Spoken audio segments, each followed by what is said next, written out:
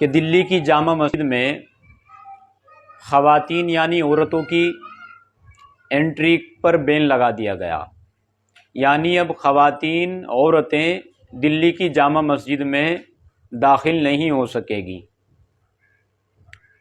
میں اس پر کہنا چاہتا ہوں کہ ٹھیک ہے، اچھا ہوا آپ نے بین لگا دیا، لیکن ساری پابندی اور سارے اصول، سارے ضوابط صرف عورتوں کے لیے ہی کیوں ہیں؟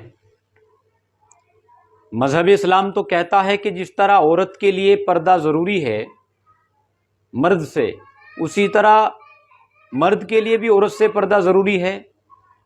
اللہ رب العزت نے ارشاد فرمایا قُل لِّلْمُؤْمِنِينَ يَغُضُّوا مِنْ أَبْصَارِهِمْ کہ اے مومنو اپنی نگاہوں کی حفاظت کرو، وَيَحْفَظُوا فُرُوجَهُمْ اپنی شرمگاہوں کی حفاظت کرو۔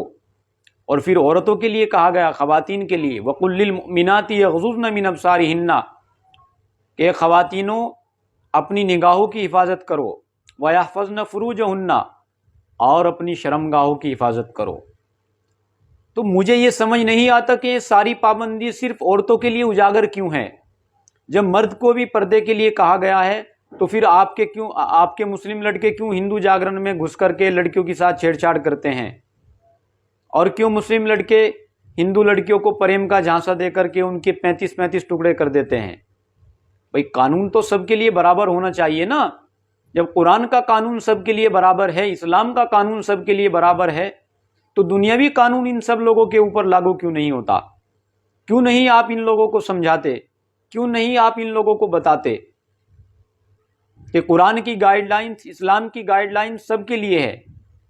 اور اللہ رب العزت نے ہم کو اس مذہب سے، اس رسول سے نوازا ہے کہ جس رسول نے اب سے 1450 سال پہلے بتا دیا کہ کس طرح سے آپ کو زندگی گزارنی ہے۔ اللہ کے نبی صلی اللہ علیہ وسلم نے فرما دیا الزنا یورث الفقر، زنا غربت کو بڑھاتا ہے۔ زنا سے بچو، اپنی نگاہوں کی حفاظت کرو، اپنی شرمگاہوں کی حفاظت کرو۔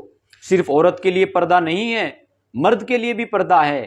جس طرح عورت کے لیے پردہ اہم ہے، ٹھیک اسی طرح مرد کے لیے بھی پردہ اہم ہے۔ اللہ کے نبی صلی اللہ علیہ وسلم کی مجلس لگی ہوئی تھی اور ایک نابینا اندھے صحابی آ گئے۔ اللہ کے نبی نے خواتین کو کہا کہ پردہ کر لو۔ خواتین نے جواب دیا یا اللہ کے نبی وہ تو اندھے ہیں۔ اللہ کے نبی نے کہا کہ تم تو اندھی نہیں ہو۔ تو ان ساری چیزوں سے معلوم ہوتا ہے کہ جس طرح